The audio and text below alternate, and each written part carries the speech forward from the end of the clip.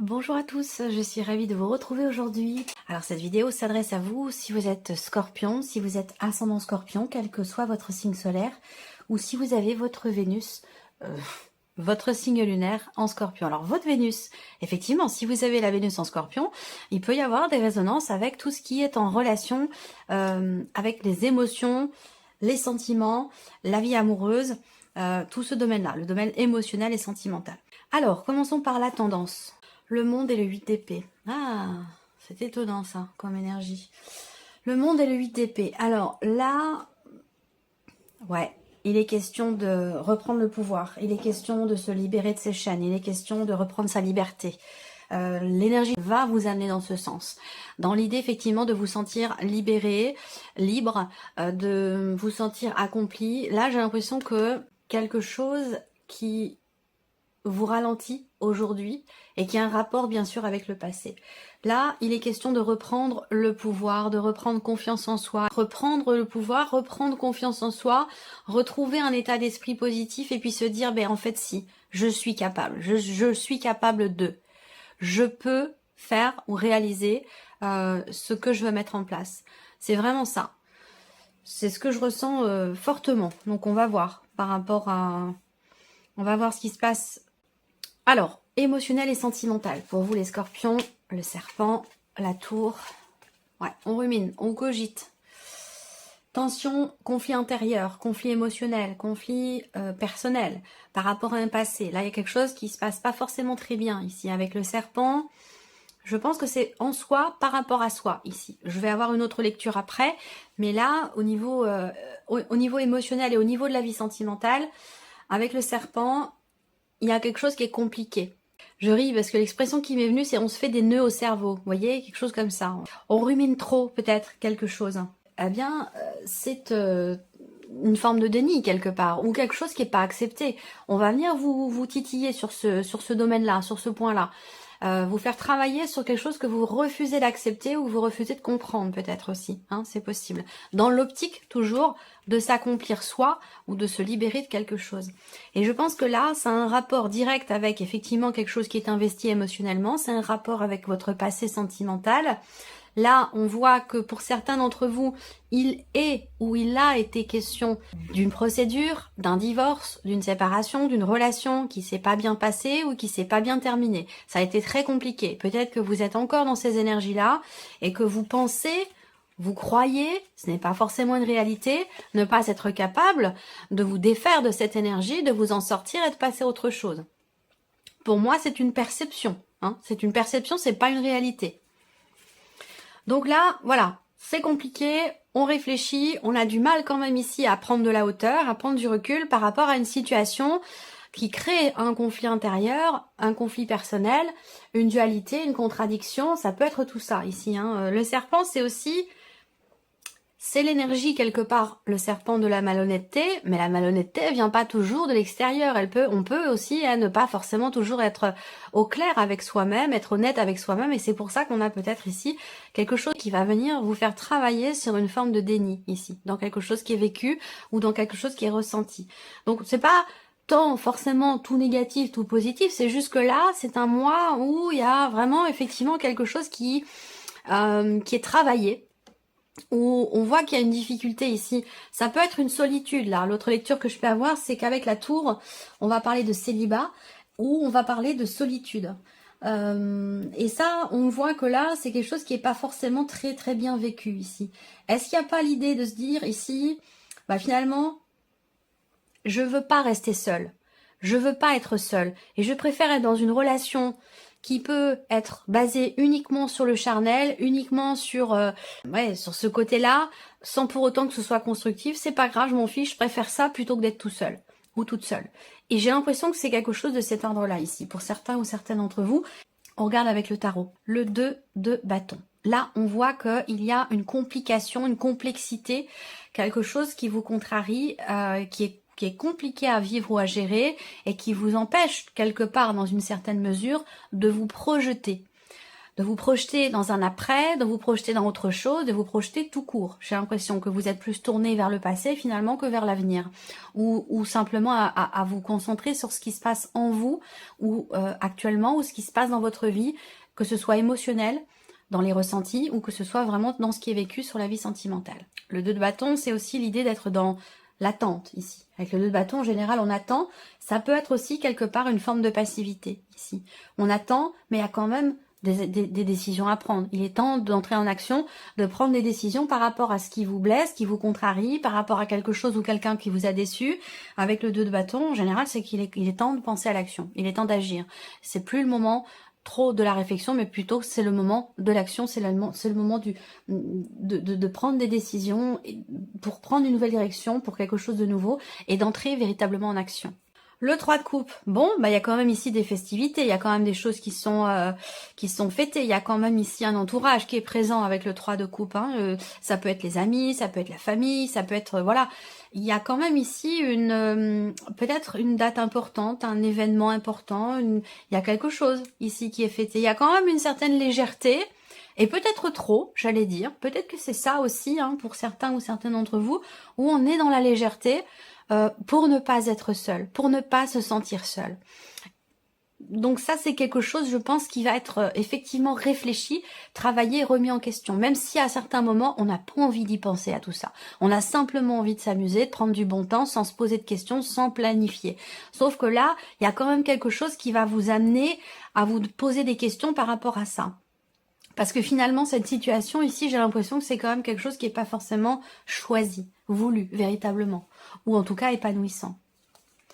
Et on a le 9 de bâton, effectivement, là, voyez, il y a des choses à faire, il y a des actions à entreprendre pour sortir de ce cycle, de ce cercle infernal, de cette énergie, de cette situation ici. Il y a des actions à entreprendre pour se sentir bien et pour se sentir mieux. Parce qu'on voit qu'ici, dans un conflit intérieur personnel ou dans le fait d'être simplement axé sur le côté charnel d'une relation, pour ne pas être seul, eh bien ici, avec le 9 de bâton, bah, on voit que ça puise quand même dans vos énergies. Là, je sais pas, j'ai comme l'impression ce que je ressens, c'est quelqu'un qui se donne à 200%, ou même à 100%, ou même à 50%. Après tout, c'est pas trop l'intensité avec laquelle on se donne, mais j'ai l'impression que là, je sens de l'énergie qui est gaspillée quelque part, un petit peu, quelque chose comme ça. Alors, bon, de toute façon, cette partie-là sera développée, hein. Alors, c'est intéressant parce que le 9 de bâton, c'est quand même l'idée d'avoir besoin de se préserver, de se protéger, de protéger quelque chose, de se préserver soi-même pour être bien, pour se sentir mieux. Là, j'ai l'impression que vous pensez ne pas pouvoir vous défaire de cette situation, de ce qui est compliqué là, que ce soit dans le cas d'un divorce, d'une séparation qui se passe pas bien ou autre, hein. J'ai l'impression qu'il est quand même question pour vous de poser des limites quelque part, de poser des barrières, de poser des limites pour vous préserver, pour prendre soin de vous, pour ne pas... Il y a quelque chose qui est très énergivore ici, je trouve, dans ce tirage pour vous, au niveau émotionnel, au niveau de la vie sentimentale. Je ne sais pas si c'est vous qui cramez votre énergie comme ça gratuitement, ou si c'est un environnement, une difficulté, une pénibilité dans ce qui est vécu, dans ce qui est traversé, qui pompe toute votre énergie. Voilà, donc bon, le 3 de coupe, c'est quand même l'idée aussi. Là, c'est intéressant, parce que se préserver d'une situation conflictuelle, se préserver, se protéger aussi quelque part... de personnes qui peuvent être là plus par intérêt que par sincérité, sans préserver, c'est quelque chose qui vous fera du bien. Et entreprendre des actions qui vont dans ce sens, ça vous permettra aussi de prendre conscience que, eh bien, le fait d'avoir agi, le fait d'avoir pris des décisions, d'être entré en action pour vous-même, pour votre bien-être, ça vous permettra aussi de vous rendre compte que vous allez dans quelque chose de meilleur, dans quelque chose de mieux pour vous. Voilà. C'est étonnant, j'ai pas l'habitude d'avoir des lectures comme ça. Alors, on regarde maintenant la vie active et professionnelle, ici. Alors, ok, changement radical, hein, ici, changement radical pour beaucoup d'entre vous. Il y a effectivement un changement radical qui est tout à fait réjouissant pour le coup. Là, dans le travail, on voit que l'énergie quand même du cercueil qui est au centre, bah, c'est quand même l'énergie de la transformation, d'une situation, de quelque chose qui prend fin, qui va laisser place à autre chose. Donc là, il y a un changement qui est en cours, il y a une situation qui change fondamentalement et vous allez vers, ici, avec le bouquet, un épanouissement, un bien-être. Donc là, ça peut être une reconversion professionnelle ici. Hein. Ça peut être une reconversion professionnelle, soit il en est question concrètement, soit c'est quelque chose auquel vous commencez à réfléchir, auquel un projet que vous avez, vous y pensez, ou alors c'est concret pour vous, ça dépend de votre évolution par rapport à ces énergies-là. Est-ce que vous êtes dedans vraiment concrètement ou est-ce que c'est simplement encore qu'une idée? Mais en tout cas, là, effectivement, on peut parler de reconversion professionnelle, d'un changement radical au niveau de la sphère professionnelle. Et c'est un changement ici qui est tout à fait bénéfique pour vous, hein, qui est tout à fait positif. On a derrière la carte du bouquet. On n'a pas le mont, on n'a pas les souris, on n'a pas le fouet, on n'a pas de cartes qui peuvent indiquer que ici il y a un changement qui est peut-être risqué ou en tout cas qui n'est pas forcément positif. Même si dans la lecture du Lenormand, le fouet, la cigogne ici, avec le cercueil, ça peut représenter un changement négatif. Mais pour moi, ce n'est pas le cas puisqu'on a le bouquet à côté. Donc pour moi, j'ai un changement qui est positif, un changement qui peut être surprenant, une reconversion, comme je vous l'ai dit, une reconversion professionnelle. Mais pour moi, voilà, c'est ce bouquet hein, qui est important. C'est ce bouquet qui est important, qui m'indique bien que ce changement n'est pas négatif. Bien au contraire. Il est bénéfique, il est positif pour vous. Donc il y a quelque chose, il y a une situation qui s'améliore. Il y a une évolution, une progression, un changement qui permet l'amélioration de quelque chose de particulier dans votre sphère professionnelle. Alors, on continue. Alors, avec le tarot, ben oui, le 10 de bâton.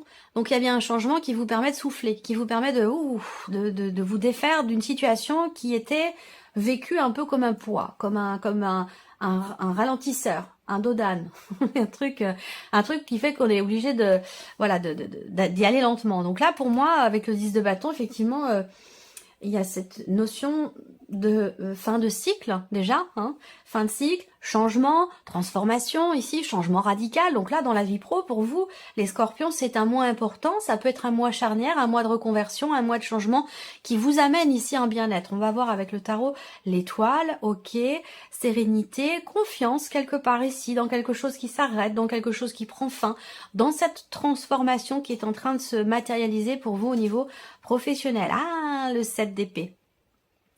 Ok, 7 d'épée, 8 d'épée, je pense que c'est un rapport avec l'idée de reprendre sa liberté, comme je vous l'ai dit, de reprendre les choses en main, prendre sa vie en main, croire en soi, avoir confiance en soi dans quelque chose qui est en train de changer. Et il y a quand même ici l'énergie de l'étoile, mais accompagné ici du 7 d'épée, il peut y avoir à certains moments une fragilité dans cette notion de confiance. Confiance en l'avenir ou confiance en soi, dans ce que l'on est en train d'entreprendre par rapport à des projets.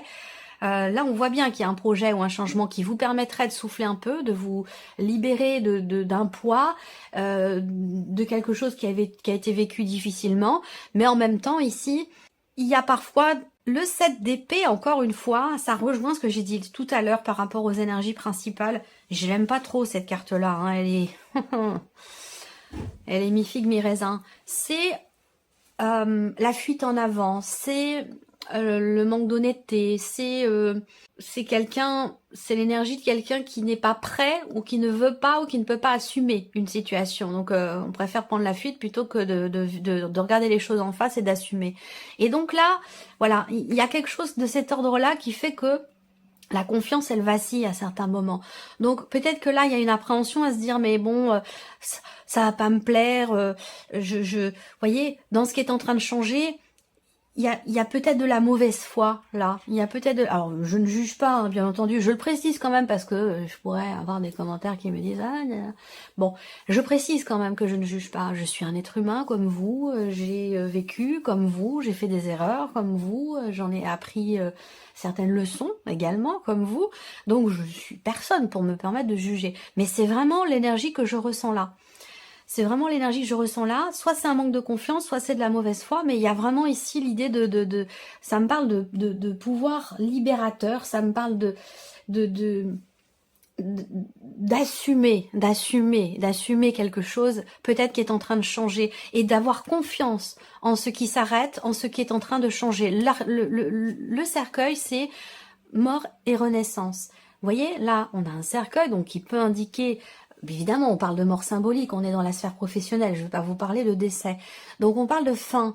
de quelque chose qui s'arrête. Mais vous voyez, il y a tout un halo ici, lumineux. Vous avez ici vous voyez, donc il y a quelque chose qui sort, qui jaillit, qui naît de cette fin ici. Et c'est en ça que vous avez ou que vous pouvez avoir confiance ici. L'étoile, c'est faire confiance en sa bonne étoile, en ce que l'univers vous prépare. C'est la notion de sérénité, effectivement, et de confiance dans ce qui est en train de changer pour vous par rapport à la sphère professionnelle. Voilà. Allez, on continue. Le matériel et le financier pour vous, amis Scorpions. Je vérifie quand même, je jette un petit coup d'œil. Est-ce que ça enregistre?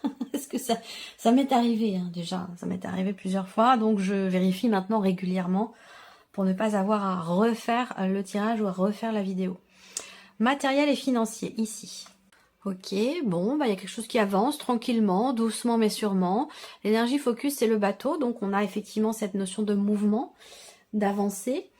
On va parler aussi de choses... là, on me parle d'une vieille voiture, hein, d'une voiture assez ancienne. Alors, est-ce que certains d'entre vous pensent ou réfléchissent à l'idée, éventuellement, peut-être de changer de voiture, de renouveler, peut-être je parlerai pas de réparation, mais plutôt l'idée qu'effectivement, là, il y a une réflexion hein, par rapport à la voiture qui est ancienne.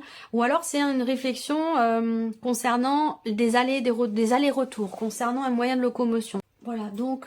Des réflexions peut-être ici sur des allers-retours, un moyen de locomotion, du covoiturage. On réfléchit à comment faire concernant un voyage, concernant la notion de déplacement dans votre vie qui évidemment a un coût. C'est pour ça que ça ressort sur l'aspect matériel et financier où bah là peut-être que voilà vous réfléchissez à certaines choses. On va pas parler d'action à proprement parler, mais il y a quand même ici une réflexion. Alors, blocage, mais encore une fois, et ça rejoint ce que j'ai dit tout à l'heure, le pendu, c'est une énergie qui vous invite à voir le problème ou le blocage en question d'une autre manière, sous un autre angle, d'une façon différente ici. Donc effectivement, on parle bien ici de faire appel finalement à sa raison. Il y a l'idée d'une certaine sagesse dans ce qui est peut-être décidé, ou en tout cas, surtout dans ce qui est réfléchi. Je pense que là, on est plus dans la réflexion. Avant l'action, même si on a quand même ici le roi de bâton, donc là ben, on prend les choses en main quand même, hein. Je pense qu'il y a dans un premier temps, par rapport aux finances, par rapport à l'aspect matériel de votre vie, pour des déplacements, des voyages, un voyage, ou concernant votre moyen de locomotion, une voiture, je pense que là, avec le pendu, eh bien vous allez aller cherchez en vous les réponses à vos questions. Vous allez vous dire, bon, alors je vais regarder la situation. Bon, certes, là, peut-être que ma voiture, elle est, je ne sais pas, elle est en panne, j'ai pas forcément les moyens de la réparer, elle est ancienne, est-ce que ça vaut le coup? Ce genre de questionnement, vous voyez. Donc là, ça peut être autre chose, hein, mais c'est un exemple, c'est ce qui me vient en tout cas. Et donc avec le pendu, ici, je pense qu'il y a cette idée de regarder la situation, le problème sous un autre angle, et vous allez par la même occasion, avoir des réponses différentes. Donc je pense que là, ça va du coup vous permettre cette réflexion de prendre les décisions qui s'imposent, d'entrer en action. Avec le roi de bâton, bah, c'est quand même quelqu'un qui est dans la maîtrise. C'est quelqu'un qui gère tout simplement. Voilà. Donc il y a une gestion ici par rapport à un mouvement d'argent, par rapport à une sortie d'argent, par rapport à des dépenses, par rapport ici, on voit que vous allez, après avoir peut-être réfléchi, remis en question et vu différemment sous tous les angles la situation, la problématique, vous allez entreprendre ici certaines actions, mais je pense que là, vous prenez véritablement votre temps, vous faites attention. Là, on fait preuve de sagesse, de bon raisonnement, on fait preuve de maturité. Il y a vraiment ici quelque chose qui est géré et qui est bien géré. Et pour moi, ça a aussi un rapport avec des vacances, un déplacement, les pneus neige. Bon, je sais pas pourquoi, hein, c'est pas ridicule, mais bon, voilà, c'est aussi ça. C'est des investissements, hein, c'est pas de l'argent, voilà, ça coûte quand même de l'argent tout ça. Donc voilà, on réfléchit. Comment on organise les choses, comment je peux faire au mieux, et c'est là que le pendu intervient pour voir les choses sous tous les angles. Comment je peux faire au mieux pour m'organiser, faire en sorte que finalement je puisse gérer le plus intelligemment possible mon budget, mes finances, les rentrées et les sorties d'argent. Voilà. Donc peut-être que c'est un rapport avec des vacances, avec un voyage ou quelque chose comme ça. Allez, on termine pour vous les scorpions avec la surprise et l'inattendu. Qu'est-ce qui pourrait se produire de surprenant ou d'inattendu pour vous, amis scorpions? Alors déjà, ça peut concerner la famille, le foyer, un lieu de vie, votre maison.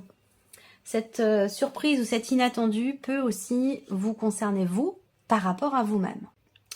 Voyage, ici. On parle de déplacement, de l'étranger, d'une autre région. Il y a peut-être quelqu'un qui vient vous voir ou il va être question de... Et encore une fois, ça résonne avec cette réflexion-là concernant l'étranger, concernant un voyage, concernant... Alors peut-être pas forcément l'étranger, mais ça peut être concernant quelqu'un qui est loin de vous, qui est dans une région assez éloignée de la vôtre. Il est question de cela ici. Il y a quelque chose qui va se confirmer à vous, soit par rapport à un lieu de vie, soit concernant une personne de la famille, quelqu'un qui est d'un signe de feu, quelqu'un qui est Sagittaire, Lion ou Bélier, quelqu'un qui devrait venir peut-être vous rendre visite, à moins que ce soit à vous de rendre visite à cette personne. L'un de vous deux habite dans une région où il y a pas mal de neige, où il y a les pistes de ski et tout ça, donc près de la montagne, ce genre de choses. Donc je pense qu'il va être question de réfléchir par rapport à comment on s'organise, est-ce que tu viens, est-ce que je viens, est-ce que c'est... Voilà, il y a quelque chose de cet ordre-là. Alors, le 2 de coupe ici, ok. Il y a quelque chose qui se confirme. La surprise inattendue, c'est la confirmation de quelque chose concernant un projet ou concernant des finances, de l'argent. Cette confirmation, elle va aussi certainement concerner une transaction immobilière pour certains ou certaines d'entre vous. Donc, je pense que là, effectivement, transaction immobilière, soit c'est vous qui êtes en couple et qui avez la confirmation que là, on est bien effectivement dans une transaction immobilière, quelque chose qui se confirme, soit c'est un couple qui vient peut-être vous proposer quelque chose ou qui vient acheter votre bien aussi, c'est possible, hein. Un couple qui vient peut-être de Belgique, de Suisse, de l'étranger ou quelque chose comme ça, hein, c'est tout à fait possible. Là, surprise inattendue, on a également le 3 de bâton ici. Alors, la surprise et l'inattendu, ça concerne évidemment quelque chose que vous planifiez ou que vous avez planifié. Pour moi, c'est en rapport avec, encore une fois, un voyage ici, l'étranger, une autre région. Ça concerne aussi l'aspect familial, la dimension familiale, donc ou un bien immobilier. Voilà, il y a des choses qui vont se confirmer, quelque chose qui va se conclure ici. Hein. Ça concerne deux personnes, donc vous et deux autres personnes, voire... Enfin, vous et une autre personne, voire vous et un couple, deux autres personnes, voilà. Mais pour moi, il y a des confirmations. Il y a une notion de stabilité ou de confirmation de quelque chose à ce sujet. Voilà pour vous, les scorpions. J'espère que cette vidéo vous a plu. J'espère que ce tirage résonne en vous. Merci à vous, merci de votre présence et de votre fidélité. Et puis, je vous dis à très bientôt pour les prochaines vidéos. Au revoir. Au revoir.